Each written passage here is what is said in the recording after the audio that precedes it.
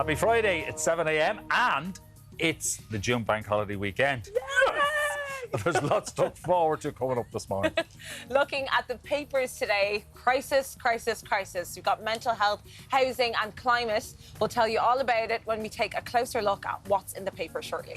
Now, Ireland's squad for the upcoming Euro qualifiers has been announced, and it was a tough day for Ireland's cricketers at Lords. We'll have all your top sports stories later this hour. And later on, how to spruce up your home. Summer edition. I'll be taking tips. We're bringing the sunshine into the house. Exactly. Oh, I like the sound of that. Later on, we're going to be joined by the hilarious Norman Sheahan to chat about the return of the Matchmaker.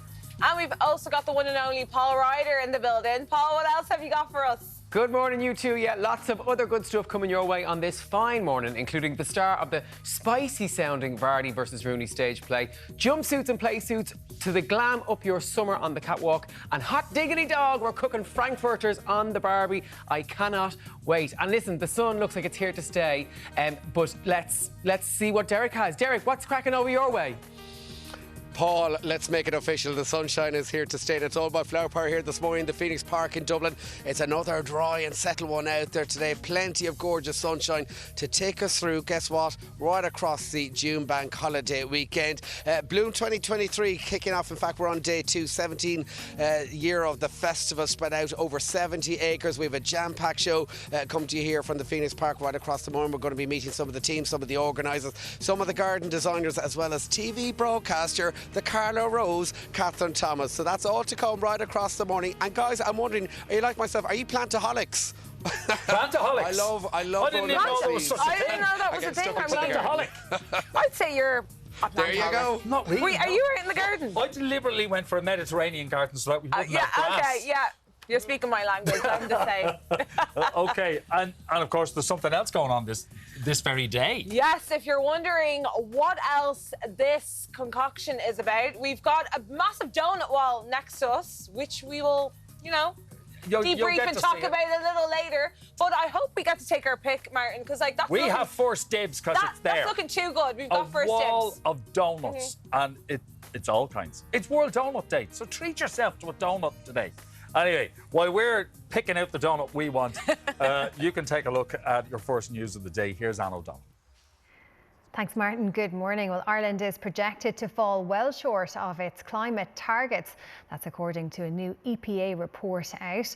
Well, it says Ireland will only achieve a 29% reduction in its emissions by 2030 if all climate measures are implemented. The latest projections from the EPA are hardly surprising. Ireland has been a climate laggard of late, recording the largest spike in greenhouse gas emissions in the EU last year. But the scale of the predicted shortfall is likely to alarm policymakers. The government committed to achieving a 51% cut in emissions by 2030 compared to 2018. According to the EPA, existing climate measures, implemented by the government already, will only achieve an 11% cut. But even with extra measures introduced in the latest Climate Action Plan, the EPA projects that Ireland will only achieve a 29% reduction. The thorniest issue for government is agriculture, with emissions expected to fall by between 4 and 20%. But transport is also problematic, projected to decrease by 1 to 35% by 2030. However, deeper cuts would require there being over 900,000 electric vehicles on the road by 2030. A target that currently seems improbable. The EPA says Ireland will miss its targets unless there are emission cuts across all sectors of the economy in the short term. Aubrey Robinson, Virgin Media News. Well, searches in West Dublin have led to a number of significant seizures, according to the Gardaí. 3 stolen motorbikes and over €200,000 in cash, drugs, as well as ammunition were seized yesterday in searches targeting crime groups. The US Senate has passed a debt limit deal to avert a default just days ahead of the deadline. Well, the bill now goes to the US President Joe Biden to be signed into law. Now, Democrats are feeling very good tonight. We've saved the country from the scourge of default, even though there were some on the other side who wanted default, wanted to lead us to default. We may be a little tired, but we did it. So we're very, very happy. And the former This Morning presenter Philip Schofield has been speaking to the BBC about his affair with a younger male colleague. Well, he's denied that it was grooming. The interview, which was released on the BBC Player in the past hour, comes following his exit from This Morning last month. We compare 14 insurance quotes to get you the best deal. So choose chill and work smarter, not harder.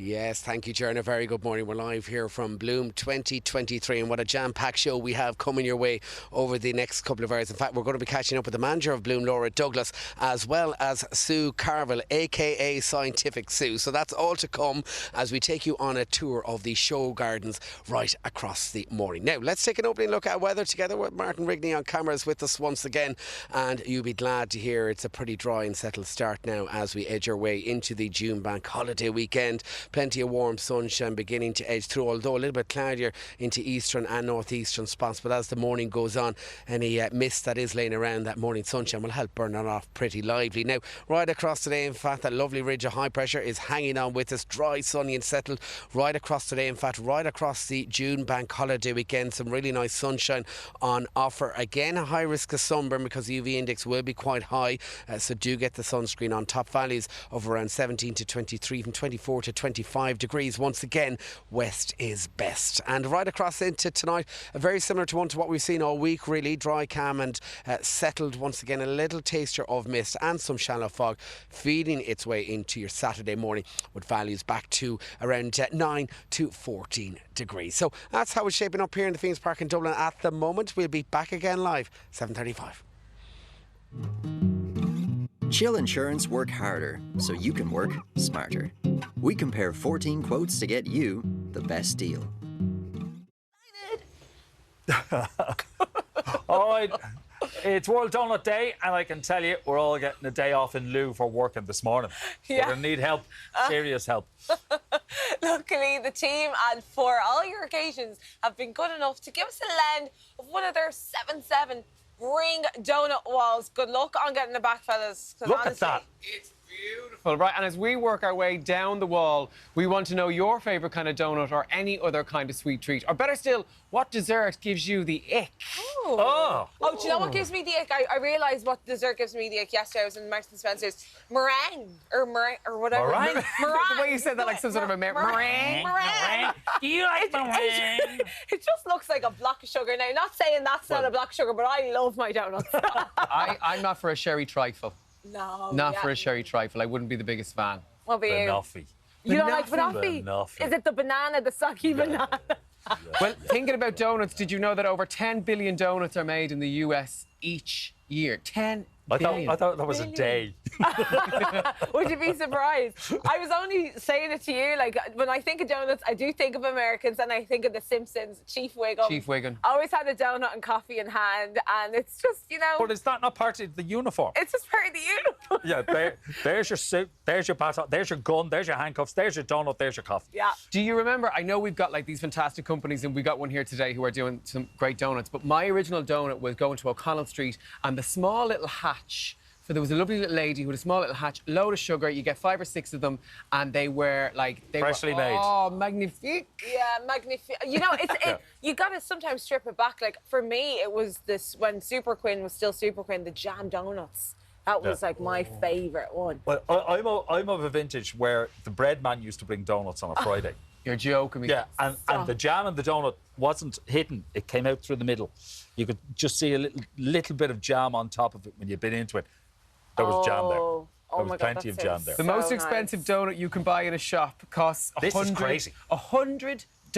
Whoa. It's made of edible diamonds, chocolate balsamic vinegar, I'll leave that out, thanks very much, and it's coated in an edible 24-carat gold leaf. It's called the Golden Crystal Ube, and a dozen will set you back €1,200. So if you do have 1,200 quid, sure, go on, buy some donuts. Well, we'll just... edible diamonds. And before you guys let us know what donuts or desserts you love, a quick look at this survey. We have 52% of people that like round donuts, no hole, preferably with a filling.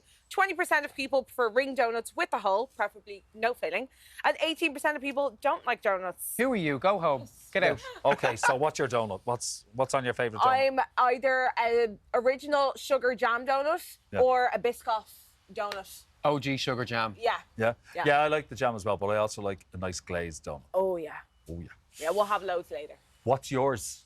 Let us know. We'd love to hear from you. 089 611 111. You can get us by text or WhatsApp. Now, coming up, antidepressant prescriptions for under 15 years old in Ireland go up by 130%. We will have more on the growing mental health crisis among young people and all other stories making papers after this quick break.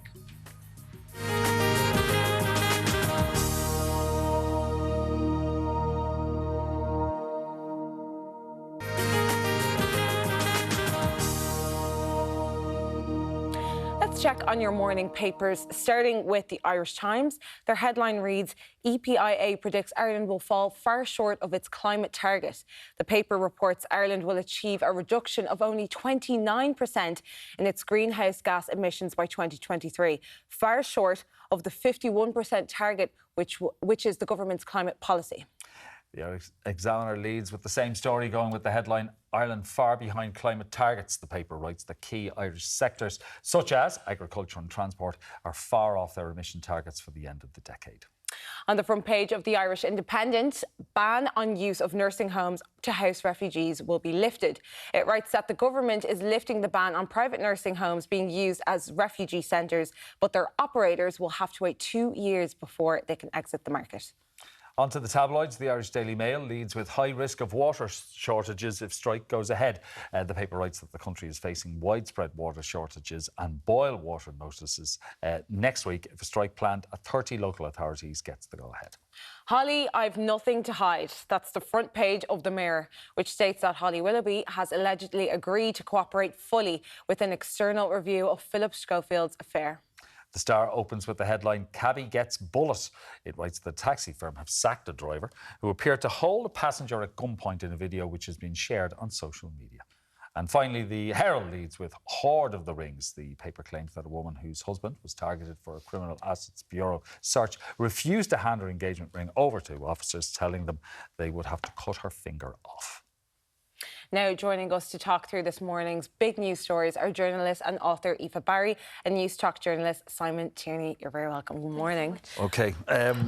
First of all, I didn't get the memo about the plane. Sorry, it was the WhatsApp group chat. Yeah, I think you organised it. I was told it was blue. Anyway, we'll start with something that's A, shocking, and B, incredibly serious, and that's antidepressant prescriptions for under 15s has risen by up to 130% since 2012. Staggering amount. Yeah, like in just 10 years, it's gone up to 16,000. There's suppose a lot of different factors when you think of the last few years. You've had COVID, which has obviously put a lot of pressure on everybody, definitely having a knock-on effect on young people, as we can see. And then also there's the kind of health pressures in terms of CAMHS, the system which obviously looks after young people who have mental health difficulties. But there's a lot of pressure on waiting list in CAMHS too. So you can imagine a proportion of the children who are on antidepressants perhaps might be on them while waiting on the waiting list, because you could be waiting, a year and a half, 2 years sometimes to get the treatment. So there's a lot of different factors combining there, but it does show that there are clearly a lot of young people around the country who are suffering with their mental health for, I would imagine, a lot of different pressures that we can all imagine are on kids at the moment. At the ages 12 to 15, so young.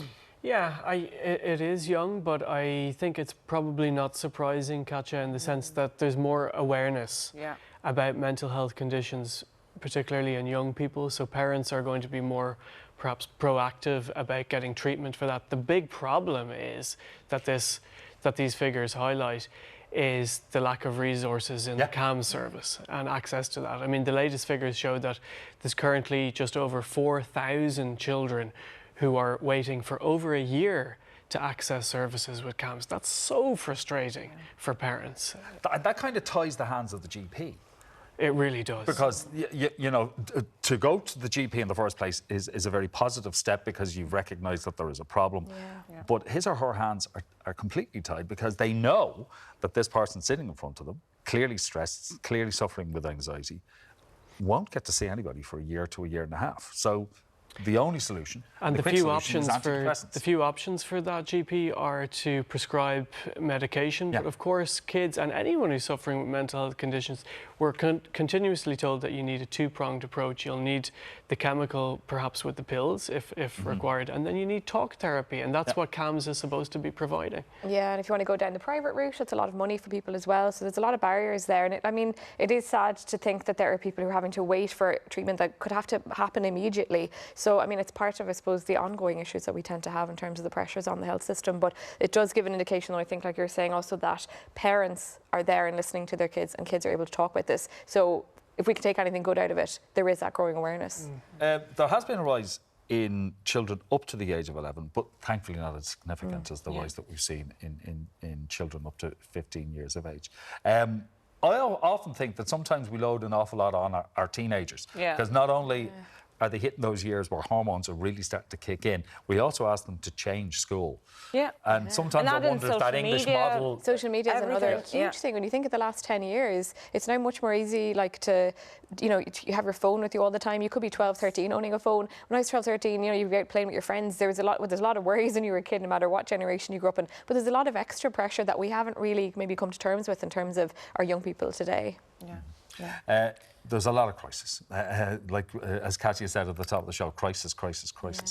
Housing crisis. And a double, I think the demand for new housing has doubled, so we're told, but supply's not there. Yeah, Daft today brought out new figures, and they show that the demand is really increasing for housing, but we know that the supply is not coming up at the same time. But we also know that people are getting a little bit more help with things like the Help to Buy scheme, the application for mortgages mean now that you can kind of have 4 times your salary when you're applying for a mortgage. So people have a little bit easier in terms of trying to get onto that kind of ladder for applying for the mortgage and getting the house, but that is not being matched with the amount of houses that are available.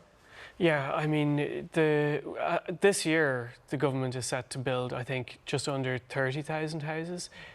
One report recently showed that we need to be building over 60,000 houses a year. So we're just not meeting that. So these figures, again, they're not crisis, but perhaps not surprising. I think what's really frustrating for people is that people want to buy, but they're renting and they feel like they're wasting their investment on money that they're not going to see back. So it's incredibly upsetting for people. Part of the figures is that the Department of Housing has returned money to the Exchequer over the last 4 years, close to 400 million. So is there a lack of communication in the department, or what's going on there? I mean, it's bizarre that people are listening to this and seeing these reports and thinking, how on earth is the Department of Housing underspending their budget? It's just bizarre. Yeah, it's absolutely bizarre. Yeah, and just to say as well, there's nearly 5,000 notices to quit, so kind of effectively eviction notices that have been given so far this year. So it's more people who were in housing and are now out there looking for this, while you've got that 17% rise in demand for housing. So it's pretty stark out there at the moment. Yeah. And on to the last crisis of today, climate crisis. This is we're full of very pessimistic. We have not been doing our homework properly because we're going to fall way short of the 51% that we are required to reach. 29. Yeah, and what people forget about this, I think, is that it's legally binding. If we don't reach those targets, there will be repercussions in 2030. I don't know exactly what those are, but it looks like, is it 29% we're going to reach rather than the 51%? So that's a pretty stark difference, isn't it? And what's the main reasoning behind this? What reasons are they giving? One interesting reason is that, say, for example, yesterday it was announced we have full employment in the country. So there's more people working. There's kind of, the country is doing well, quote unquote. So there's more demand on things like energy, which obviously impacts then our carbon budgets, etc. Because you've more demand on things, you have to try and mitigate that. That's obviously not happening. And then you have the different sectors like agriculture, etc. Seems to be particularly hard to try and kind of keep the numbers down there too. And then if you go into the Dáil, there's going to be the arguments as well between the kind of different groups and even different politicians and each other. As to who wants the most change. There's all, in terms of things like agriculture or farming lobby, there's always a lot of arguments going on there about how much farmers can really do. It's very complicated, but at the same time, Ireland has not been doing well on this. We really have a really kind of bad bad progress over the last while, and it looks like it could get worse if we don't, you know, grasp the nettle, I believe, is what we're being told. Yeah, that's exactly what they said. It's bizarre. One day you'll read in the newspaper that Ireland is the fastest growing economy in Europe, which it is. Then the next day, like this morning, we're not reaching our climate targets. Those two things are linked because of the continuous drive for economic growth. We can't have, that's unsustainable if we want to reach our climate target goals. It is, it is quite startling. It is quite frightening. Here we are celebrating the June Bank Holiday weekend. Bloom is happening at the Phoenix Park, and how many people will pay a visit to that?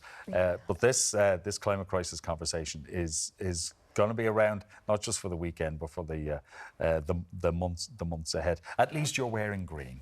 Yeah. So you're thinking green. Yeah, exactly. Yeah, maybe that's the message from today. Think green. Yeah. But it's usually the people that care about it. It's not their fault. It's yeah, I mean, there's a lot of corporations. It tends to, you know, in these situations, be the people who've most power to change things that are not doing the changes. But there's so many great people around Ireland who are involved with sustainability and green action. So all we can do is be inspired by them too, as well. Oh, okay. Listen, small steps might lead to a bigger victory. So let's just do what we can to make it a better world. Yeah. Good to see you both, and thanks so much. Cheers. Yeah.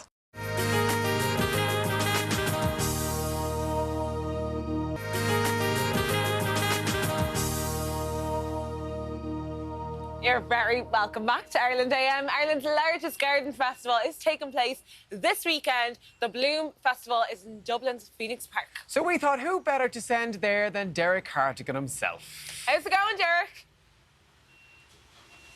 Guys, it really is the calm before the virtual storm later on, with over 100,000 people expected here to attend Bloom right across the June Bank Holiday weekend. We have so many beautiful gardens, and here to tell us more is Roz Shostley. Good morning to you, Roz. Good morning. Roz, tell us first up about the garden we're in at the moment. You are standing in James Purdy's Silver Gilt Garden.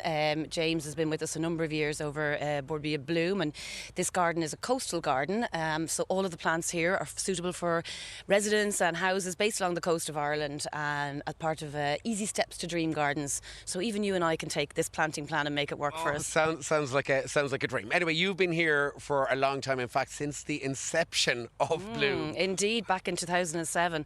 As I was saying to you, I think I started when I was about 10. You haven't aged a day. Yeah, that's all the nice fruit and vegetables I'm eating here at Bloom. Yes, so I've been here since the very, very start, and it's amazing when you get on site just to see how much the show has grown.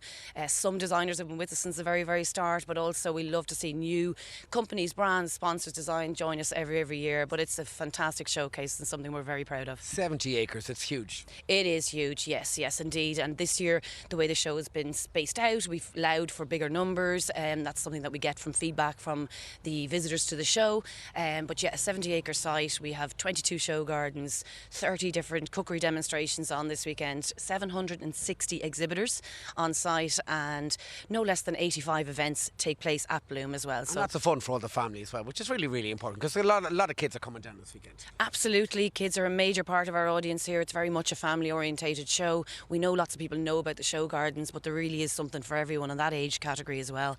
Now, let's talk about the show gardens themselves, because they're absolutely stunning. Yes, we're so happy with them this year. They're absolutely amazing, and we know from even the judges' feedback they've seen a real lift in terms of quality.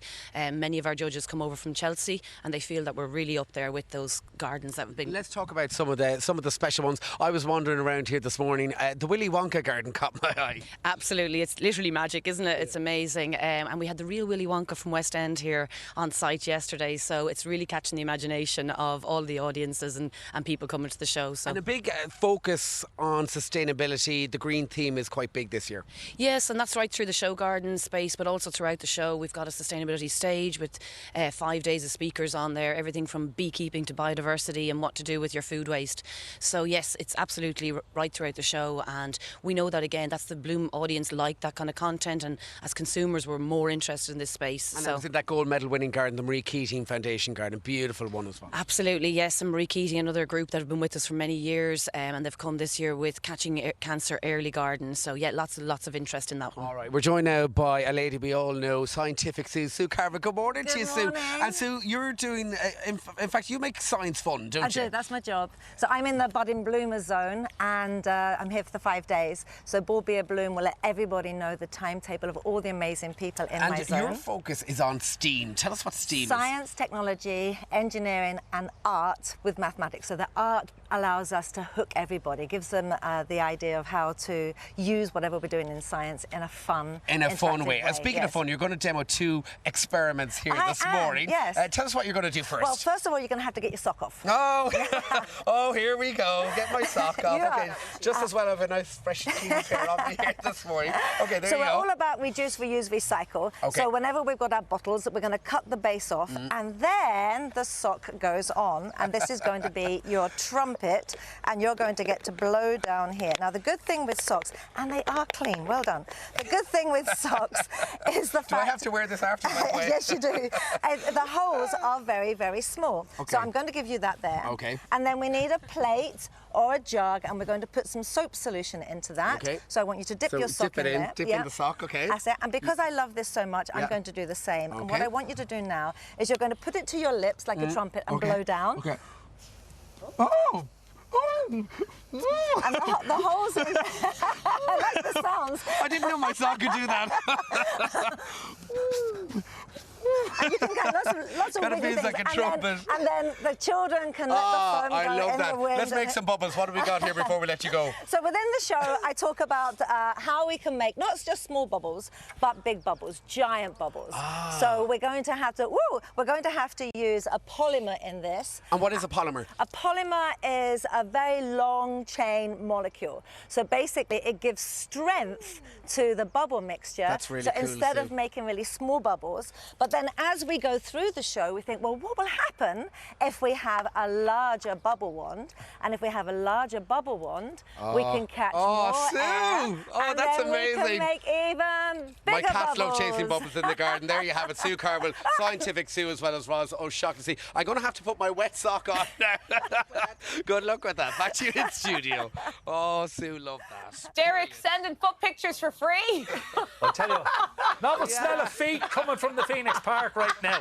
Really bad smell of feet. Whoa. We will be crossing back over to Derek later this morning for some more Bloom and Garden content. Now, still to come, we've got some hacks for beautifying your home this summer. Okay, he's going to be walking with a limp now. He's only got Only one sock on. And we hear how the Agatha Christie saga is coming to a stage near you. We'll see you after the break.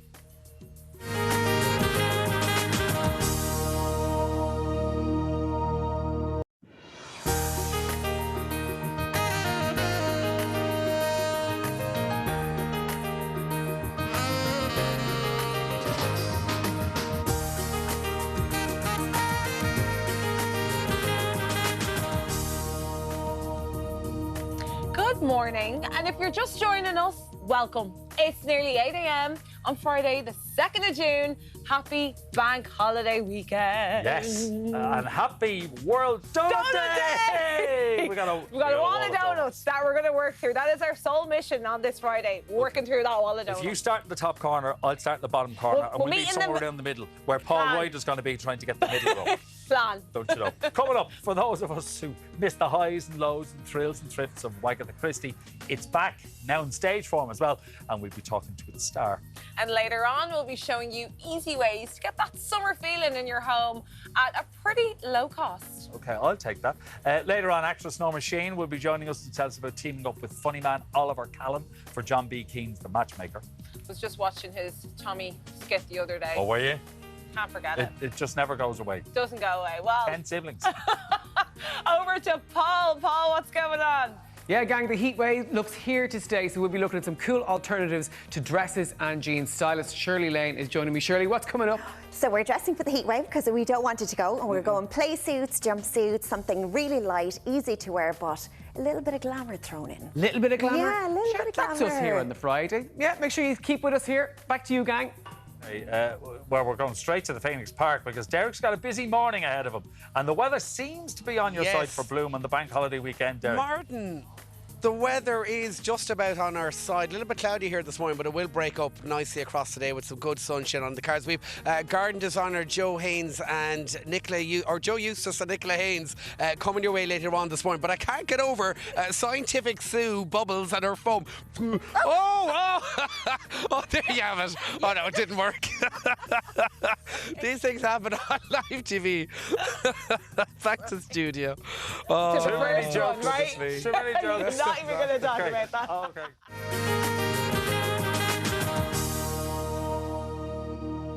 Let's have another check on your morning paper, starting with the Irish Times.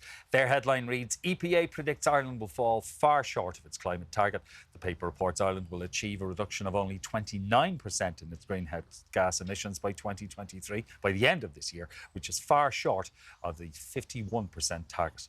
The Irish Examiner leads with the same story, going with the headline, Ireland far behind climate targets. Front page of The Independent, a ban on use of nursing homes to house refugees will be lifted. It writes that the government is lifting the ban on private nursing homes being used as refugee centres, but their operators will have to wait 2 years before they can exit the market. Onto the tabloids, and the Irish Daily Mail leads with high risk of water shortages if strike goes ahead. The paper writes that the country is facing widespread water shortages and boil water notices next week if a strike planned at 30 local authorities goes ahead. Holly, I've nothing to hide. That's the front page of the Mirror, which states that Holly Willoughby has allegedly agreed to cooperate fully with an external review of Philip Schofield's affair. The Star opens with the headline, Cabby gets bullet. It writes that a taxi firm has sacked a driver who appeared to hold a passenger at gunpoint in a video which is being shared on social media.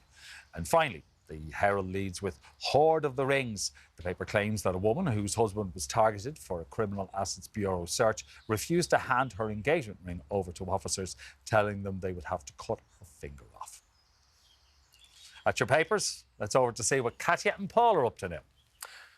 Welcome back. From its WhatsApp politics to Instagram stories to a multi-million-pound settlement, many thought it fair to call Agatha Christie the trial of the century.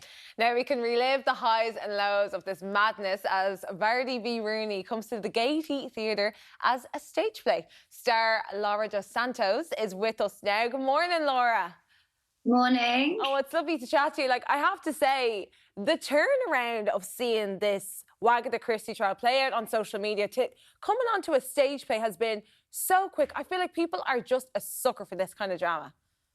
Yeah, totally. I think the whole thing happened super fast. I think it had to happen really fast, actually, because, you know, it will become old news at some point. So our producers were keen to kind of, they were like, this would make a great play. Someone should put this on. And then, you know, they were like, well, actually, we should. So here we are. There you go. Like, describe the play to us, though. Like, was it like a reenactment of a Agatha Christie trial? Well, yeah, so it's the court transcripts. Basically, our brilliant writer, adapter Liv Hennessy, had the job of sifting through the 7 days of court transcripts to pull out what she calls the match highlights, 90 minutes match highlights. So all the juicy bits.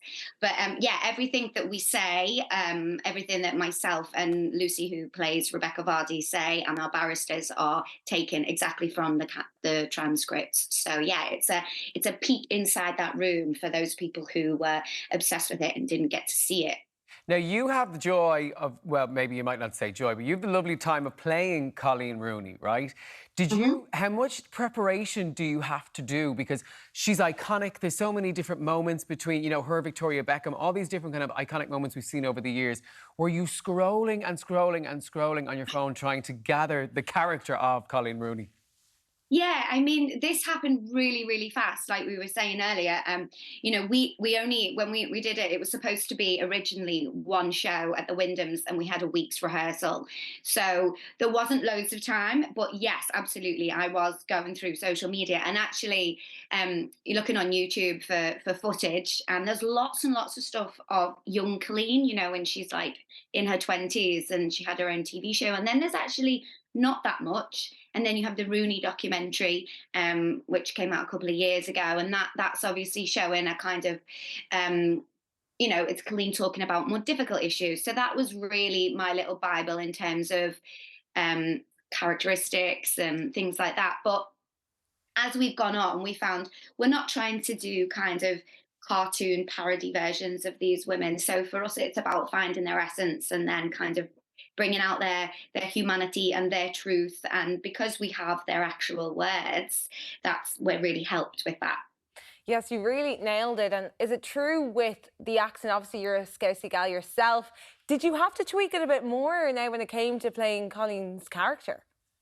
Yeah, because, you know, I am from Liverpool, so I know I can hear how her accent is different to mine. It's a bit stronger than mine. So yeah, certainly I did have to. I did sort of tune into that a little bit more to do it. But yeah, being from there, I can hear the differences and kind of notice that. Whereas I suppose lots of people watching will just be like, "That's a Liverpool accent," and they don't really know the differences and nuances between the regions of Liverpool and stuff like that. You said there about, which I find it quite iconic, that, you know, it's the actual transcripts of what happened within the court. Was that a blessing or a bit of a curse? Because you're sticking to exactly what we know happened within the court. What was that like your lines were what actually really happened? What was that like? Well, you would imagine, wouldn't you, that it could be a curse because you're stuck with what you've got. But actually, in this case, it is a gift because the transcripts are brilliant. You couldn't write it. You know, some of the stuff that is said in there, you know, as was reported at the time, is quite hilarious.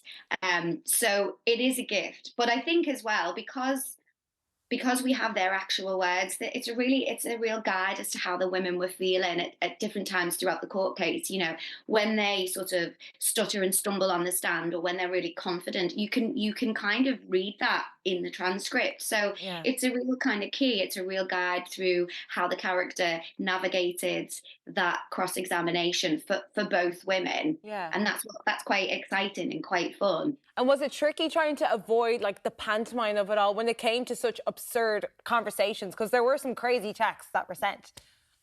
Yeah, absolutely. I mean, we try and find a good balance of, you know, we don't want to. It is funny, you know. A lot of our show is a fun show, yeah. And you will come and you will laugh, and some of what's said is completely mad, but. You know, at its heart, we really try and bring out the humanity of these two women and how they ended up there. And a lot of serious questions are actually asked in the show as well about social media and our relationship with that, and the tabloids, and you know, privacy, all those sorts of things. So yeah, whilst it is fun and we don't, you know, if you're a big fan, we're not you'll get all your best bits. Yeah, but amazing. You'll also, I think you get even more than that, you'll get a bit of an insight, more of an insight as to how these women ended up in this position. Well, Paul's going to see it, so... Laura, I'm going on Monday and I cannot wait, yeah. So I can't wait to see you and all the cast do your thing. Vardy V Rooney, thank you so much for joining us. Vardy V Rooney. Thank you. We can't wait to play Dublin. We're very excited. And we're excited to have you. Cannot wait. Vardy V Rooney, the Agatha Christie trial is coming to the Gaiety Theatre from June 5th, and tickets are still available at ticketmaster.ie. Now, after the break, we're looking at some inspiration to the summer up inside your house. Let's get a summer vibes, yeah, summer feels. Summer vibes. Yeah.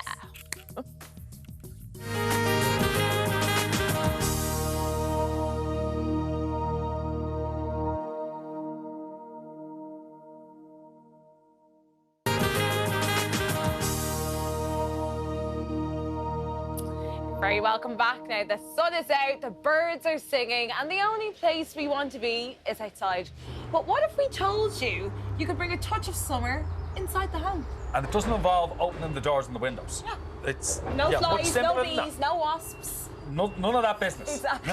No. Paula McCarthy of PM Interiors is here to show us how to bring that sunshine inside with some beginner-friendly interior design projects. Good to see you, Paul. Thank you very much. And you're looking very summery too. Thank you. Well, I figured I should make an effort if I'm talking about making your home a bit more summery, so yeah. Okay. And this is what we're talking about, bringing the inside outside And we're starting with our curtains. Yes, we are. Very excited. Not as exciting to talk about as that donut wall over there. But, the donut wall does look very tempting, and the great thing is nobody's touched it yet, which is a real That is good. Very well behaved. But yeah, this is a voile. A voile. A voile. So, yeah, so just to talk about curtains for a second, you know, most of us have curtains hanging in our living rooms, our bedrooms, whatever, and they can be very cozy and inviting and warm in the winter, but in the summer you kind of feel they're actually quite heavy, and sometimes with these really long evenings you don't even want to close them, so they're just hanging there looking really, really heavy. So an easy way to kind of fix that is actually to swap it out for a voile. So this is a voile. You might think, is that not a neck curtain from the old days? It's a lot fancier than a neck curtain. Neck curtain lived up the road from me as well. But it's a much lighter material. Like you can see that it's quite see-through. And if you hang that on your curtain pole instead of curtains just for the summer, it makes a huge difference to your house. So this is like a pre-made voile. So all you do is actually just slide that onto the curtain pole.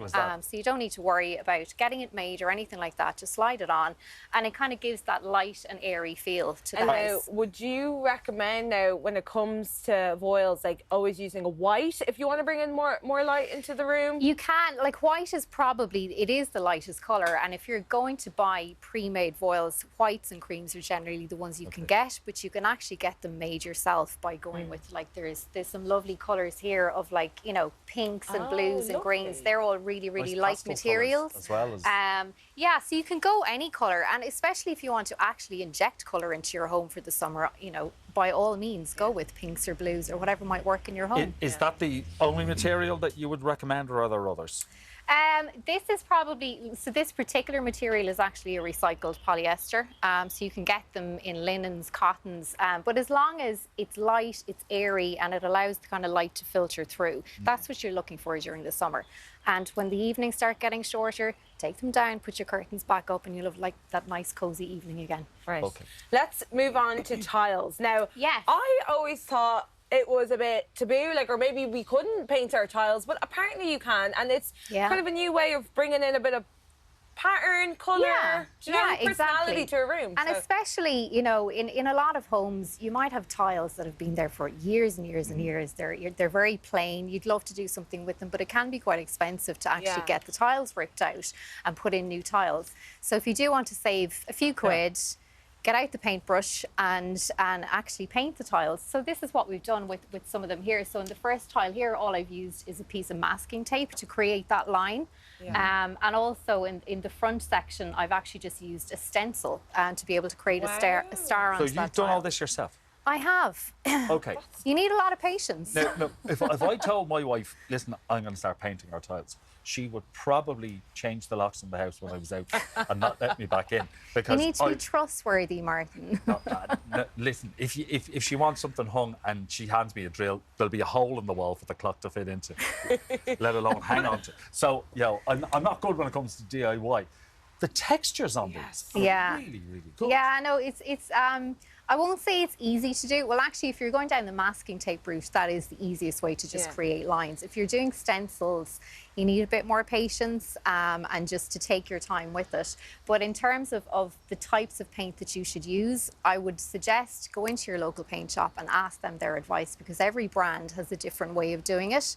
But if you're especially painting floor tiles, you definitely need to include like a hardener, it's a bit like this, into the paint so that it completely seals the paint to stop it from chipping when you're walking on it. Especially like if you're cleaning with bleaching products and stuff like that, will that protect it from? It will, but you just need to make sure that if you are going to tackle this, use the right products.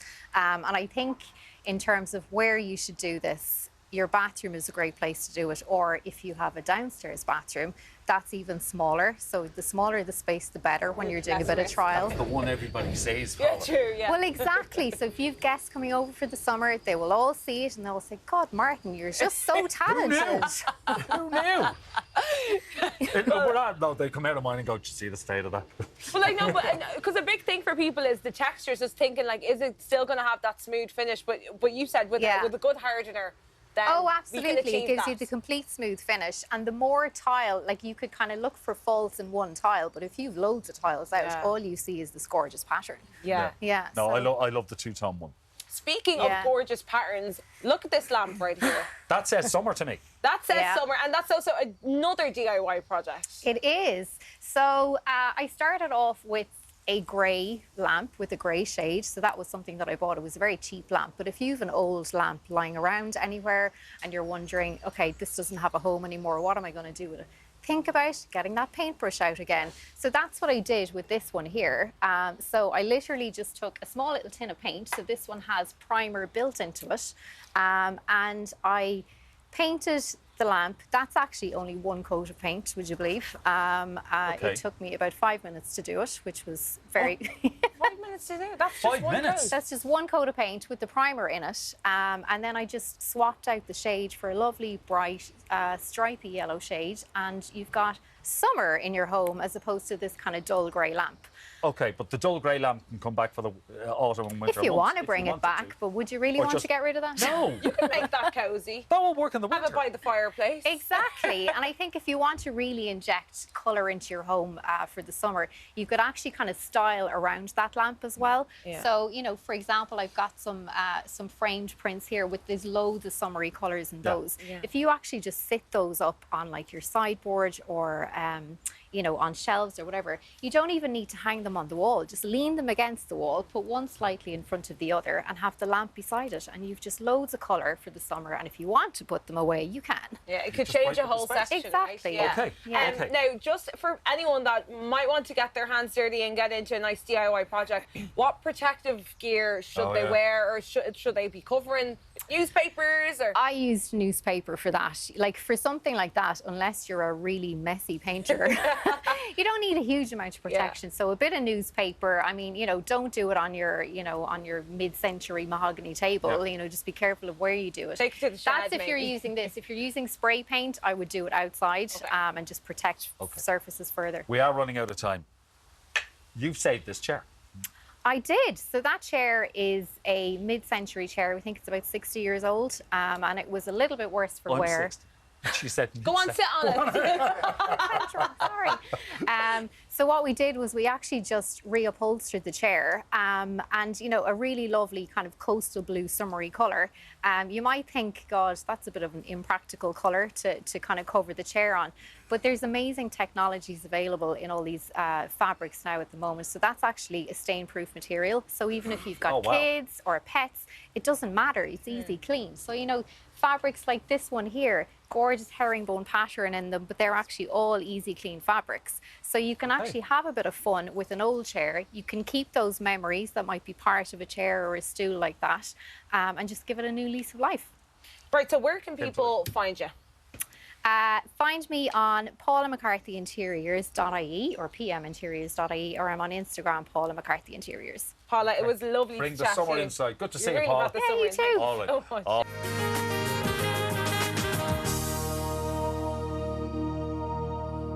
You're very welcome back. Now the sun is shining and the good weather looks like it's here to stay for another few days anyway. Fingers crossed. So stylist Shirley Lane is here with some cool alternatives to dresses, jeans and her take on play suits and jumpsuits from the high street. Shirley, good morning. Good morning. How are we? So for comfort, for beauty, for style, for everything, jumpsuits and play suits, yes? Yeah, I loved jumpsuits. And actually, in a given week, because I'm a working stylist, I'm always in the shops. I actually love a jumpsuit. I think they're so comfortable, they're easy, they're airy, they're light. But again, you just need to get the right one. Yeah. You need to get the right length, because that's a big problem with jumpsuits, that you're like, they're always too long. Again, they're not always too long. You just need to find the shop which has the right length for you. And you've some variety now. Yes. So what are we starting with? So we're going to start with Sarah, and this is brand new. And this is only just after arriving into River Island this week.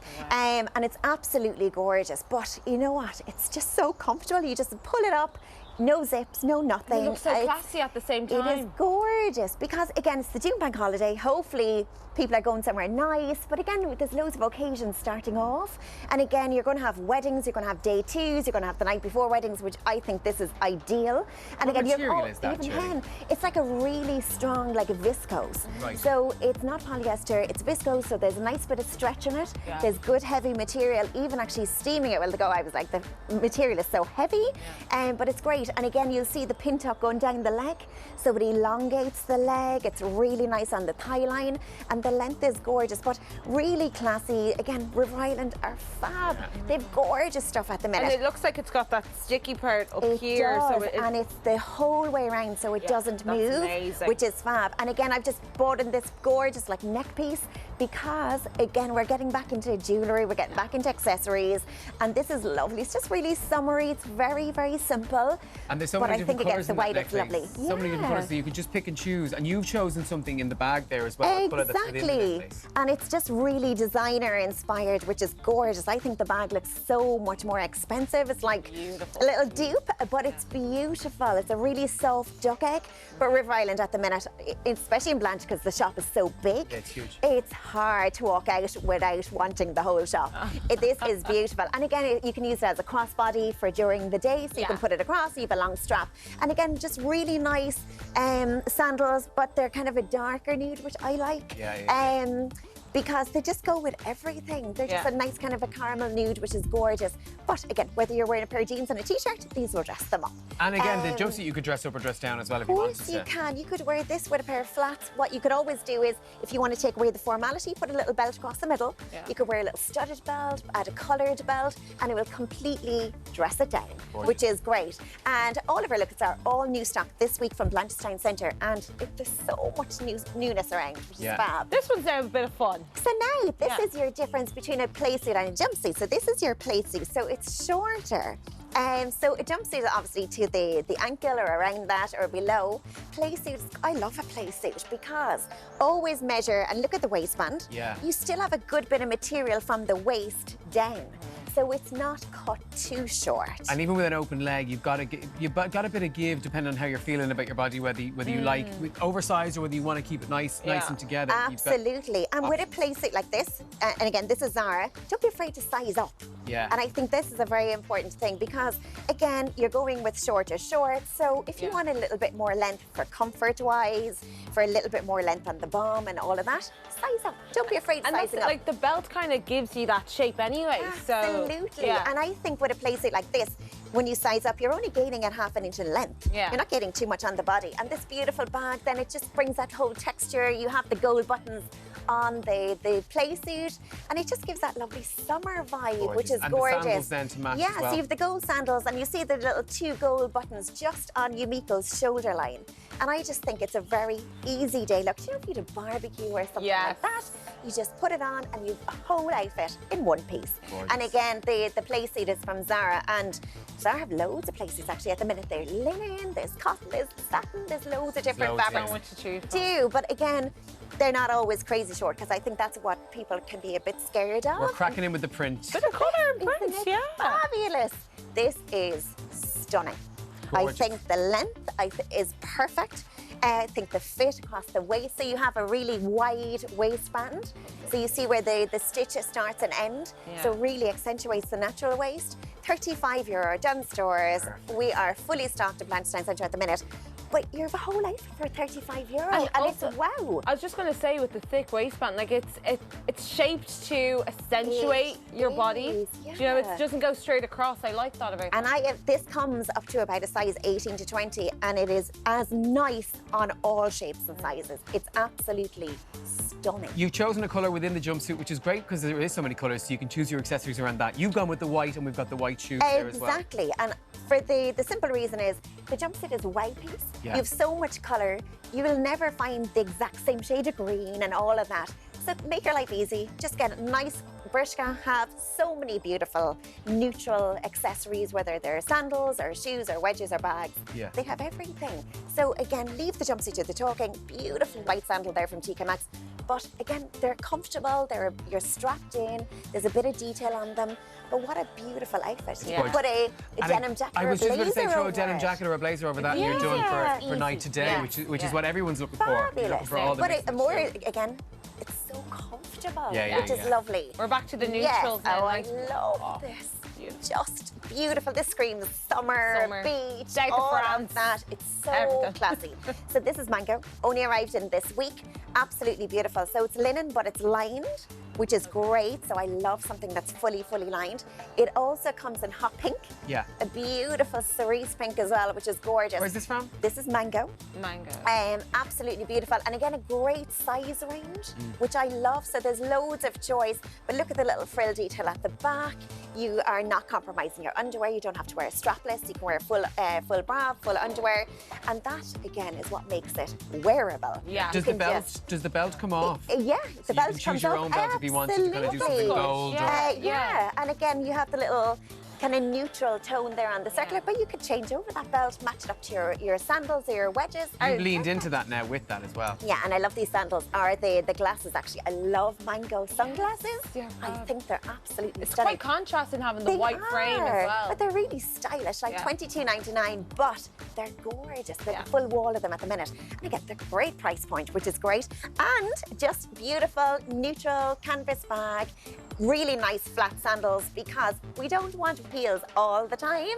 So it's, I love this bag actually, it's so cute. Just that kind of leather mix, but it's beautiful. It's and again, throw a denim jacket over it. Denim jacket out the door, really easy. And again, you have these gorgeous sandals, and anyone that buys Mango just says they're comfortable because these are leather. So they're not synthetic, they're not PVC, they're full leather.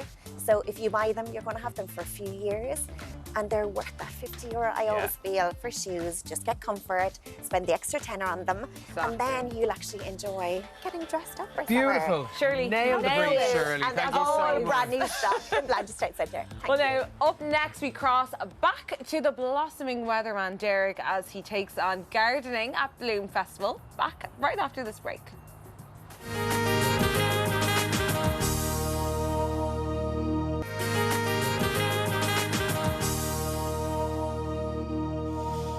Yes, welcome back. All morning, our own Derek has been living it up at the Bloom Festival in Dublin's Phoenix Park.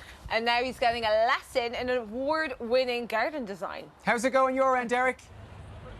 Yes, good morning, team. And look, I'm bang on theme here this morning with my Flower Power floral shirt. I hope you like it. Anyway, it's a head-to-head between the garden designers here this morning. We've got Joe Eustace and Nicola Haynes with me here at the moment. And Joe, we'll kick off with you because before you already started, you're already an award winner. I mean, yeah, look, it was great to have kind of the win with the Cultivating Talent initiative under my belt coming in. It gave me kind of a good bit of confidence coming into the show to be able to kind of deliver. But it's just a great initiative from Barbeque to have that, to try and get these young designers and horticulturists involved in the show at kind of a young age. A young age. And you are, in fact, one of the youngest garden designers here showcasing this weekend. Yeah, well, I think I am the youngest this weekend. So I'm 21. So look, I mean, it's great to be here kind of with all of these great designers at this stage of my career. It's incredible. And what got you into garden design? So I mean, I was always involved with kind of nature since I was a very kind of young person, and I mean, my dad is a landscape designer also, so I mean that helped a lot. And when it came for me to put down what I wanted to do on my CAO, I only put one course down, and that was UCD landscape architecture, and that's what I'm studying. And here you are today. Now let's talk about your garden because it's absolutely beautiful. Thank you very much. Well, I suppose the garden is designed to be as unpredictable as life itself. So once you get into the garden, it's called the next step, and the idea is that you shouldn't know what your next step is, much like life when you get into the garden. And there's a couple of different focal features that relate to things that we might encounter in life. For example, there's a plunge pool, which signifies the plunges that we might have to take in life, and a fractured mare that kind of flanks that, which shows that although we might think that our past is broken or it might be tarnished, when we step back and look at the full picture, we can still see something beautiful. So there is lovely meaning behind your concept. Of course, I wanted to make something, the core idea that I wanted to create something that a lot of people could kind of resonate with and take home, I suppose, some meaning on a personal level. And if I can achieve that this weekend, I'll be very happy. And what is your next step now, speaking of steps? I suppose my next step, back in 2020, alongside my dad, we co-launched Ireland's first web-based landscape design company. So hopefully we can kind of develop that and try to do as much good as possible through that. All right, absolutely fantastic. Now, Nicola Haynes, Nicola, we are standing at your stunning garden here behind us. Tell us about it. Thanks, Derek. Yeah, well, it's called the Citroen Power of One garden, and it's about how one garden can make a difference to climate change. Yeah, and this is one of my favourite gardens wandering around here this morning. Tell us about the concept, tell us about the design. Yeah, it's basically an alternative front garden. So I suppose front gardens are normally places that we don't use very well. They can be, you know, hard surfaces and parking and all the kind of normal boring stuff that we might want and need. But I suppose this is a way of showing how you can maybe just do things differently. So there's still the parking and the bike storage and the bin storage, but there's also other things that help benefit the environment and wildlife. Big focus on sustainability in this garden. Yes. So we've got water collection devices, so we're collecting rainwater off the roof, and they're coming down now one is coming down into a rain garden, and the other's now feeding a wildlife pond. Which is incredible, isn't it? Yeah. And also there's plants here that help with pollution as well. Yeah, so there's all sorts of studies online, and there's one in particular that was done in central London about testing various different plants and the way that they filter particulates. So we've got things like the Pinus mugo here, we've got salvia, heucheras, lavenders, lots of different plants here that can be used to try and combat and try and improve air pollution. There's a real Asian flavour to this garden, and what I love is the planting on the roof as well. Try to encourage a bit of diversity and bring the bees back. Yeah, exactly. So we have a sedum roof, but I suppose also that only services some pollinators, so it's great to have other wildflowers and wild grasses. And by the way, Joe, come in here. This is your mentor, by the way. This is Nicola. So is there any bit of competition between the two of you? Oh, not at all. I mean, Nicola has been, I call her, she's like my bloom mammy. She's just, whenever I need help, she's there, and especially with the planting and the project. Guys, well, best of luck this weekend, and I know you're standing by your gardens right across the June Bank holiday weekend. Martin, it is Dublin versus Kildare. They're playing this weekend in Kilkenny. Are we saying up the Dubs? Up the Lily Whites. Who knows? Back to base.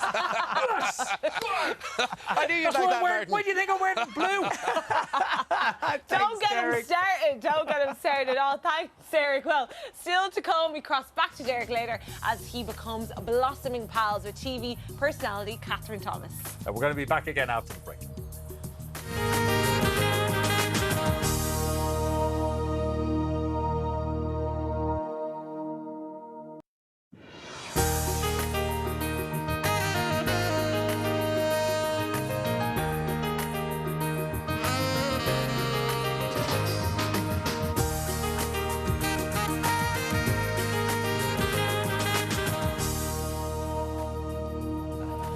Yes, good morning. It's 9 a.m. on Friday, the 2nd of June. World Donut Day, no less, and we haven't had one of them yet. We've been so good. There's a wall of donuts, and we haven't touched them. We've been really good. We're waiting for the food, and then donuts for dessert. Oh, yeah, your sweet treat has to come after your... Yeah, well, still to come, one of the only 2 women to ever sell out a one-woman show in the Gaiety Theatre. It's Norma Sheahan. We will be answering the age-old hot dog question here at the barbecue. Ketchup, mustard, or both? Daniel Lambert joins us here. Daniel, what's your preference? Well, I make my own kind of sauce. So, yeah, there's actually smoked bacon going into it as well, which I'm cooking off here. So, yeah, have you ever had a sauce with smoked bacon in it? Never. Well, you're about to find out. So we're doing hot dogs here, yeah? We're doing hot dogs with Costco today, so yeah. We've got quarter of the cob, garlic butter, parsley, the works. Barbecue, hot dogs, donuts. Sure, listen, we're living the absolute dream over here. It's watering. Starving. Yum, yum, So yum. ketchup or mustard? Ketchup. You said ketchup and mustard. Both. We can't be friends. Has to Now be let's both. check on your morning papers. Starting with the Irish Times, their headline reads, EPA predicts Ireland will fall far short of its climate target. The paper reports Ireland will achieve a reduction of only 29% in its greenhouse gas emissions by 2023, far short of one of the 51 target percent. The Irish Examiner leads with the same story, going with the headline, Ireland far behind climate targets. On the front page of the Irish Independent, a ban on use of nursing homes to house refugees will be lifted.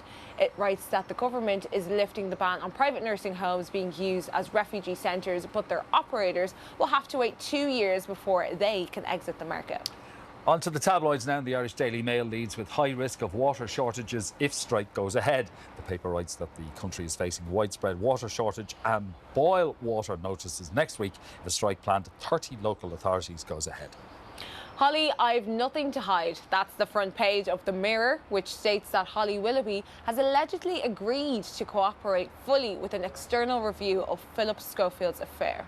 The Star opens with the headline, Cabbie gets bullet. It writes that a taxi firm has sacked a driver who appeared to hold a passenger at gunpoint in a video which has been shared on social media. And finally, the Herald leads with Hoard of the Rings. The paper claims that a woman whose husband was targeted for a Criminal Assets Bureau search refused to hand her engagement ring over to officers, telling them they would have to cut her finger off. Oh, that's your papers. So we've had gorgeous donut wall all day. Oh. There's loads of texts coming in. Siobhan says, love a regular old jam donut. The ones with icing or chocolate filling are a little bit too sweet for me. So we've got some here anyway, the beautiful jam donuts. Because, and we've got more texts as well that we're going to get around to, and we're going to read out some of them. But you see, there's this test, this challenge. Yeah. And Paul's agreed to take it on. And it's very hard to do, mind you, Not this easy. challenge. Not well, you easy. have to eat a sugary jam donut, right? Go on. Without licking your lips. Right, so we've been talking about this, and I'm going to choose this one, right? Because Are you cheating? No, you have to pick that one. You have to pick that That's one. the fella. That's the one you want, right there. You weren't saying that during the break. Thanks very much for that. Yeah. Okay, so I'm going to try and eat this while you read text with absolutely not licking my lips. Okay. And, my right eye is looking at you, my left eye be looking at this. Now, Mary says, when we were young... Oh my gosh, no harm. Pout your lips, that's the key. When we were young, we used to go to Tremor on holidays. There was a cafe that made donuts. My favourite was fresh cream and strawberries. Oh, I really want to lick my lips. You're not. Stop. I didn't do it. Help yourself. I didn't do it. You nearly did. We're watching you. Stephen says, I love the specialty-filled donuts you can get these days, but they are very filling. Yeah. Look at the amount of jam. Very filling. Like Paul's lips, very full of sugar. Stephen says, or Anna says, my favourite donut is the regular glazed ring ones. You're dead right. You can't beat them. That's Gorgeous. Your fave. That or a sugary jam donut. Paul, you're doing so well. Yeah. Well, I think he's going to do this. You've got a bit Leo, of I a have a lip sweet mask. tooth, so a donut with chocolate suits her. And I love this last one from Sarah. Yes. Sarah goes, love a good Homer Simpson donut. Just enough icing, not too sweet. No. You did it! You still can't lick your lips, Paul. He still hasn't licked his lips. If you think I'm reading that now with all this on my face, you are sorely mistaken. Homer Simpson donut myself. By while the we read way, this. if you ever go to a Universal park, they do Homer Simpson donuts. They're about that size. Are they? And they're about $12. And you can. I thought they were fake. Did you wipe your? Yeah, I did everything. Why? Oh my God, now you have me panicked. Now you have me panicked. Right, coming up. Are you happy? I'm very happy right now. Coming up, one of Ireland's favourite comedic actresses, Norma Sheahan. See you right after the break.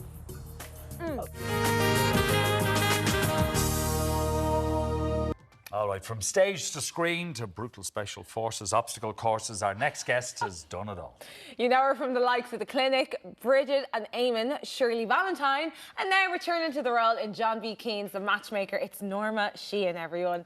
Hey, Norma, good to Hi, see Martin. you. And dressed for the weekend. I'm dressed for the weekend, got the legs out. You enjoy the banker before you get back into it, right? Exactly. I love that. I mean, you just mentioned this earlier, but to think it all started with you playing Little Red Riding Hood in the Cork Opera House. No, I was slagging Paul there for his Cork accent. He was saying that he does a bit in Cork. But yeah, I started in the Cork Opera House doing Little Red Riding Hood when I was 11 or something. So, yeah. And with stage and theatre, this was always the plan. Yeah, but like you never thought you'd ever be on screen. So it was all about theatre then. And even when I went to drama school, it was all about theatre, you know. Yeah. But when you got that part of Little Red Riding Hood, I can't believe we're talking about that. Well, you brought it up. Yeah, it blew my brain. It blew my brain. But you also got, it also gave you an opportunity to go to London at that time, but it was your mother postponed it. Get a good education, girl. Yeah, God, it's all coming out now. No, there was Little Red Riding Hood was the pantomime in Cork, and they saw loads of girls for it, and I was delighted to get the part, and I loving myself. And then the musical director invited me to go to Italia Conti in London at the time and to train there. But my mother was like, you're 12, get back here, get your education. And then she made me go and do a proper business degree before I went into any performance, which is great. Yeah. So I would say to people, because there's no security in the arts. So definitely get something something to fall back on. Yes, your safety net. Yeah. But this is now your second stint doing the play. Matchmaker, Matchmaker. Yeah. Now, are you going to approach this the same way, or is it like, I don't know, are you going to add maybe your own sort of twist to it this time around? I do be always adding bits I do-be now because I get very bored. I'm a bit elemental PADHD. So this time I'm doing it with Oliver Callan. So very different to, I've done it with John Kenny before. And sure, I mean, there's only one John Kenny, but there's certainly only one Oliver Callan as well. And he's, God, he's a force. He's just such, oh my God. I mean, his talent for, is he the best impersonator in the country? He's a friend of the show. We love him here. Yeah. He's incredible. Yeah, and I was a bit intimidated because, you know, Oliver's a bit Radio 1, like. But he's very posh. But then it turns out he's just a farmer like myself. So is that how you bonded? Is that how the chemistry began? Muck savage.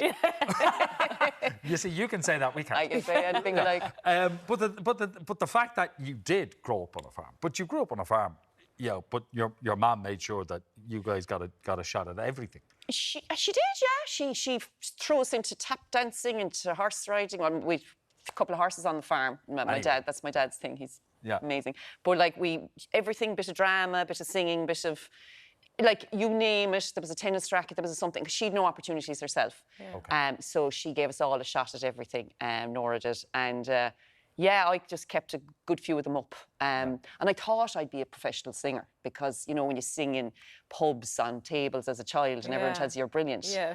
But then it wasn't. It was a few years later someone said, no, that's not for you. You can't for the sing. stage. For the stage. Yeah. Prove them wrong. No, I would. No, I was in a musical once and they muted me during all the singing. Oh, really? Yeah. But you mentioned earlier you were working with John Kenny. Like, what was that like? Sure, John Kenny. I mean, John Kenny, I'll be working with him again. Like, he's Dumbelievables, right? And that was ticking a bucket list. I was very nervous starting off with him because the Dumbelievables were insane for me. I knew all the lines, and I worked with Pat Short last year as well. And I mean, I shouldn't be bigging them up too much, like, but you go a bit. It's like when you bump into someone like Roy Keane, you go a bit. They're so. Yeah, so it's a bit like you've ticked them both off the list. And to be fair, Oliver Callan, he's like, I don't know where you get it in your ear that you can just take off any voice, anyone. Yeah, you need to have a really good musical ear, I think. I'm rubbish. I mean, when I did Shirley Valentine, I had to change it into a Cork accent because I couldn't even get the Liverpool accent. Yeah. But you know what? But there's a loveliness to that as well. Yeah, there is. The fact that the writer, Willie Russell, said, yeah, go ahead. Oh, he did. And I did it in Cork, and we're back in Cork in July again with it. But people in Cork were like, oh my God, girl, you're amazing. So when you do it in Galway, you do a Galway accent. And when you do it in Wexford, I was like, no, there's only one accent. Yeah, she's from Cork. I do North Cork, South Cork, City Cork. That's about it, right? That's as far as we're going to go. Well, to touch back on the Matchmaker, I know it is a bit dated, but if you could just put your own spin on it, let's say if it was set in today, what would the biggest changes be? To be called Tinder, Grinder, Blender, Binder, I don't know. But you know what? I'm from talking to people like relatives and friends who are trying to meet somebody. I think we're all going back to meet someone through someone with a bit of a reference, bit of a CV, not Jack the Ripper, because there's accountability. So if you meet someone, not your relative, no, because you know that's. Not your cousin, but like your cousin's friend. Yeah. Go on. So I do think so. The Matchmaker is about Dickie McDickie, and he's a man from Kerry, and it's John B. Keane wrote it. Yeah. So it's old Irish, but you can connect to every bit of it. Like, I wouldn't be into Shakespeare now and sing and all those la-di-da language things. I'm just not into it. Whereas every bit of John B. Keane you can get, and he's filthy. But he's nice filthy. So it's not this in your face, just trying to be rude. It's just constant innuendos, you know. Put a poultice on his apparatus and get a rise out of him. You know, there's a lot of that. But then when it comes down to it, it's all about companionship and just... Yeah. Sometimes I give the example. I was talking to a hairdresser once and she said, you know, some people come in to me to get their hair done. They don't need their hair done, but they haven't had any physical contact for a week. And not in an odd way now, but she said people just love it's just hug or the connection, yeah. And we missed that for years with COVID. So I do think the Matchmaker is about, it's this wonderful guy, he's in Kerry, and he's matching people from all over Munster and of all ages. Yeah. And they don't always work. They don't always work. But he has... But then they can come back to him and get the money back if it didn't work, you see. Yeah. So it's a money back guarantee. Got your guarantee. That's important. But it is. But like you said, it's about companionship. It's about that want to be loved, to be hugged. Totally. To have someone in your life. Yeah, because it's not all about the ride when you get older. No, there's a bit more to it than that. You just want someone you can go to IKEA with, and do you know what I mean? Totally. No, I don't want to go to IKEA. No, thanks. No, don't want to go to any shop like that. No. Yeah, no. But off with you. With like playing your character, I mean, there is 7 to 8 of them. Like, do you draw a lot of inspiration now from your childhood or old core? Yeah. I mean, I could just go into the pub at home in Whitechurch into Buckley's, and all the characters would be lined up there, or any pub around Ireland. Those people are still there in the country. You know, we forget that. Even though the play was written a while ago, or, you know, whatever, back in the last, I can't even remember when it was written. It was a while ago. A while ago. But these, you know, the small jockey with the big whip is still there, and and you know, the fellow with the funny teeth, and the characters. I get to play about 9 different characters, and from the little girl meeting but the young woman meeting a fella for the first time, to Fionnuala Crust, who's I don't want to die without the imprint of a man. Yeah. There's no talk about riding in the hereafter. So fix a meeting for soon, boy. So it's great fun. The whole spectrum. And that's running next week. Sorry, the Gaiety next week, 8th to 10th. Yeah. And Shirley Valentine will make her return. Shirley Valentine is July in Cork, 28th, 29th. And there's other places as well. I'll pop up in my head. But the Gaiety's the big one next week. I'm very excited to work with Oliver Callan as well, because it will be great. And you were amazed at his retention of his lines and his learning of his lines. Oh, he's a freak. So fast. Yeah, but sure, he's you wouldn't work in Radio 1 if you weren't good at the lines and stuff like that. Sorry, I'm only joking. There you go. We don't work on Radio 1. Norma, it was great to chat to you. Wishing you all the best for next week. It's going to be a fun one. Well, you can catch Norma in the Matchmaker June 8th to the 10th. Tickets are available at thegaiety.ie.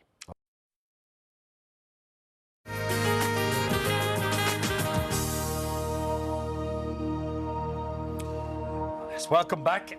We're beside the wall of donuts, which is a little bit lighter since we last spoke to you. We were saying this morning how only 1 or 2 donuts had gone. All of a sudden, the gaps have appeared on the Wonder who that could have been. Quite a few gaps. We were busy working. Yeah. Gaps? Aren't they just clear donuts? No? Can you not see that, Martin? Do a double take there. If that's glazing, it's the most translucent glazing I've ever seen. Yeah. Top the notch kind of donuts. All right. Anyway, just remember, sweet pickers wear bigger knickers. All right. All morning, our very own Derek has been living it up at the Bloom Festival in Dublin's Phoenix Park. And now he's joined by a very well-known face and my Insta bestie. Who is it? Who are you with there, Derek? Yeah, good morning to you guys. Welcome down here to Bloom 2023 in the Phoenix Park in Dublin. And I'm joined, I suppose, by the Carlo Rose. It's Katherine Thomas. Before we talk to you, Katherine, can we swing the camera around here? Say hello to everyone. Hello, guys. Hello. We've a bit of an audience, Katherine. They're all excited. I think it was your shirt, Derek. Yeah, well, it was your shirt they've come to see. Do you know what? We're matching here this morning. We are. We're in full bloom, as I say. We're bang on. And that crowd there, those 4 women should be at work, which is why they stood that side. The ones over there. Yeah. Anyway, you're here, I suppose, with the National Dairy Council. Tell us about the beautiful garden here in front of us. Embracing the elements. This is the National Dairy Council garden, and I'm an ambassador with the National Dairy Council. Was here last year as well, and essentially they just come up with the most incredible designs and the incredible themes behind their gardens. So embracing the elements, and Benny McGuinness is the designer, and what he wanted to showcase, I suppose, was the advantage that we have and how the Irish climate allows dairy production in Ireland be one of the most sustainable in the world. And like, so we have the weather, we have the rain. We have the rain, which is what we need. The cows are outside 300 days of the year.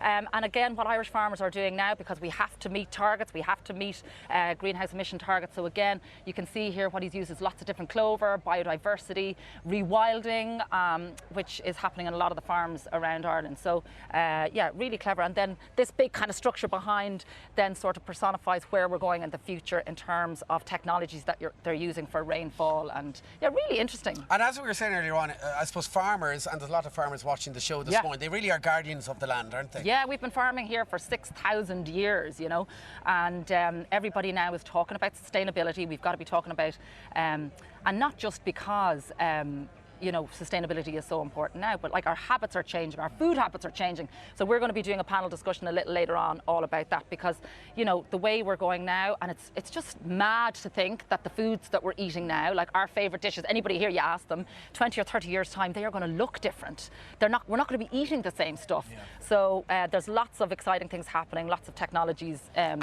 both of us grew up in the I'm Limerick, you're Carlow. We were surrounded by this. I'm looking for a dock leaf. Yeah. I'm looking for a dock leaf. We know the dock leaf come in handy for it. Don't mix it up for a nettle. No.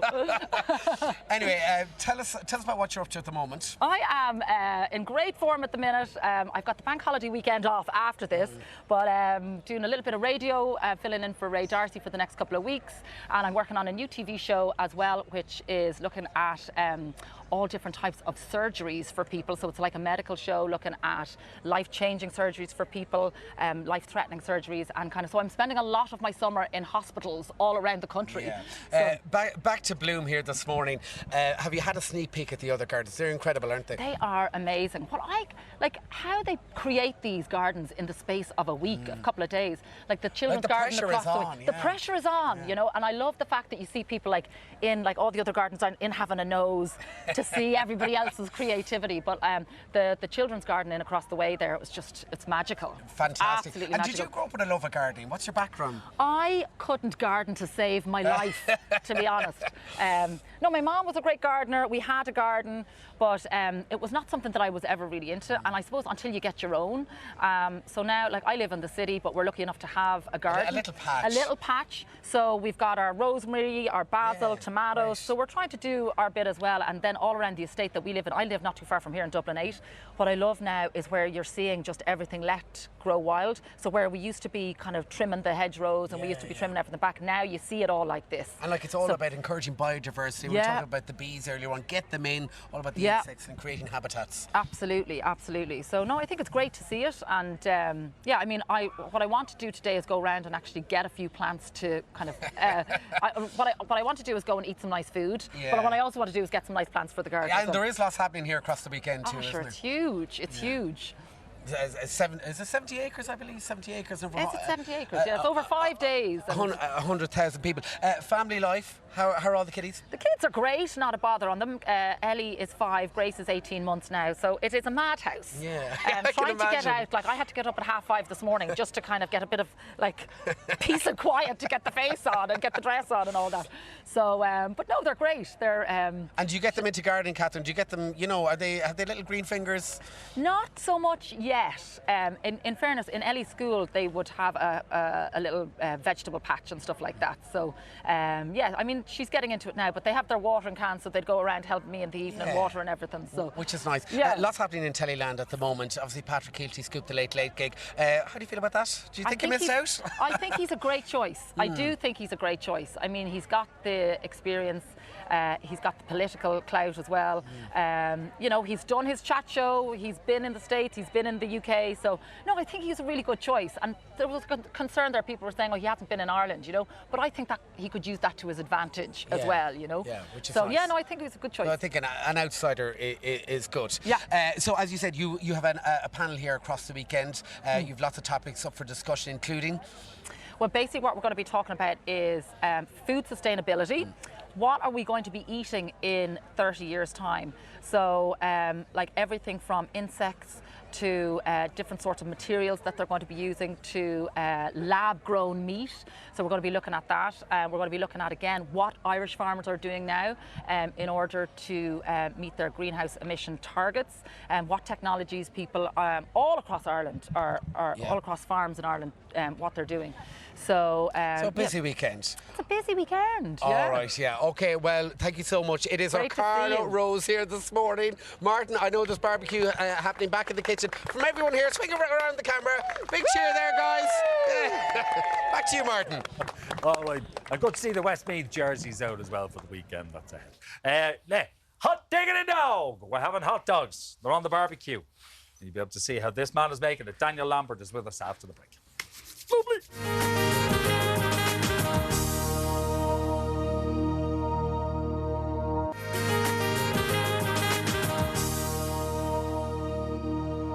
Welcome back to Ireland AM. We've got some buns to fill at the barbecue this morning, and only one man to get the job done. That's right, Daniel Lambert from Cost Cutter is keeping us fed this morning.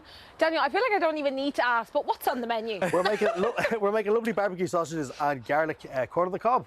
Garlic corn on the cob. Garlic corn on the cob. So the perfect kind of barbecue treat for the bank holiday coming up. So I would normally, if I was doing a barbecue, just throw them on, but you're going to give us a better way and a tastier way to do it. Yeah, so like when I'm cooking sausages on the barbecue, so basically we've got lovely temple chewy sausages here, okay? So they're really porky, they're really nice. So and they're seasoned, are they? They're seasoned, yeah.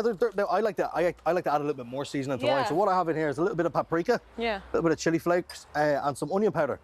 So I'm just going to add a little bit of kind of a neutral oil to this. Now, you don't want to be adding olive oil on the barbecue or anything like that because it's got a different kind of smoke temperature. So what happens is it actually starts to burn.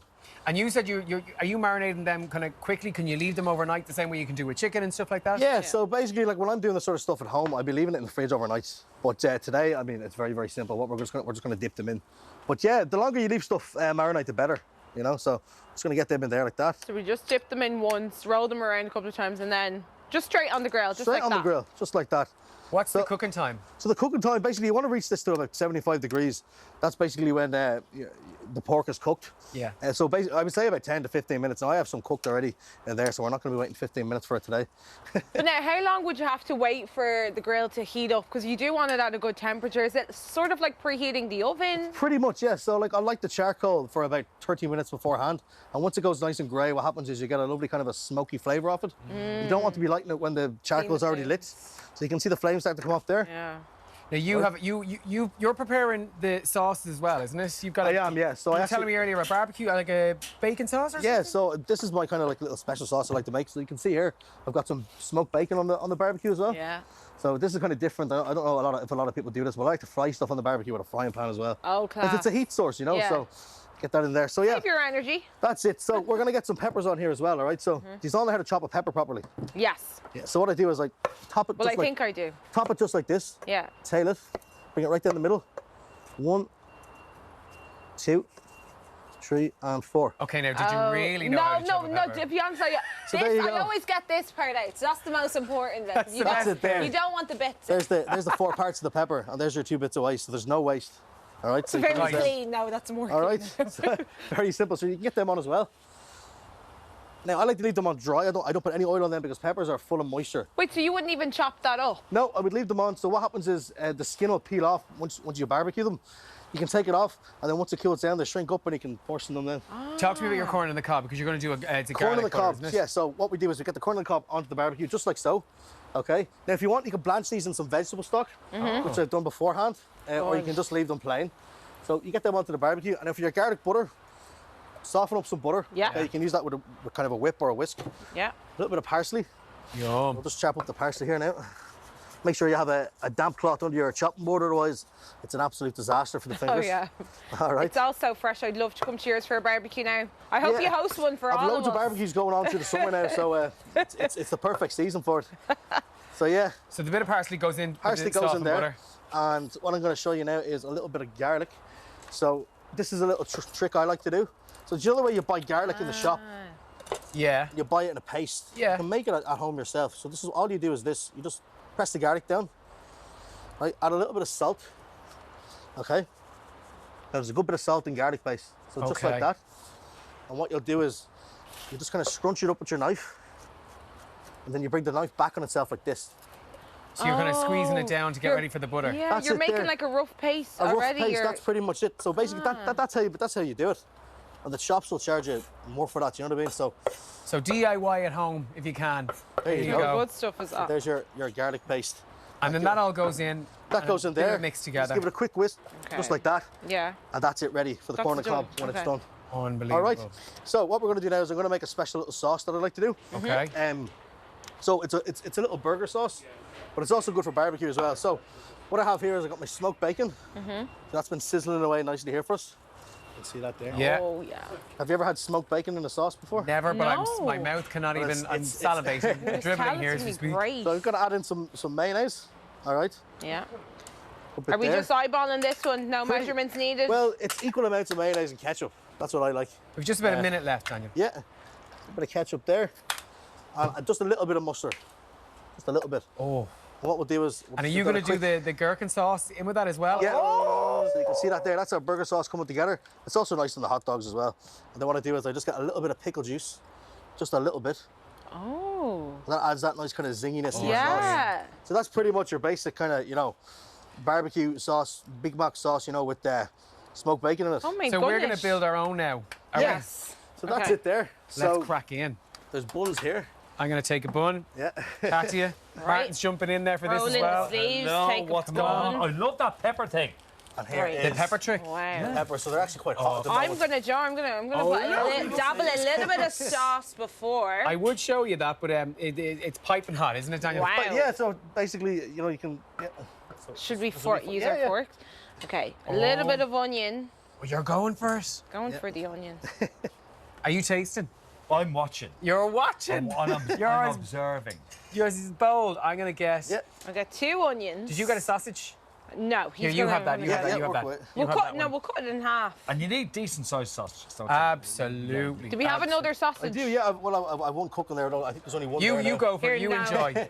We're half. She's like, no, we're halving it. We're halving it. We're halving it. Just to let you know, Press all that down. ingredients and toppings used today are available at your local Costco. All right, coming up on Ireland AM tomorrow, while they're making up their hot dogs. We got our bank holiday barbecue blowout special. We'll be trying out the best barbecue cuts going and washing them down with some summer-friendly wine. Plus, Ultimate Hell Week's Ray Goggins is here. Paul swears he's a lot more easy going off screen, isn't that right? Yeah. We'll see you tomorrow. Take care. Bye-bye. See ya.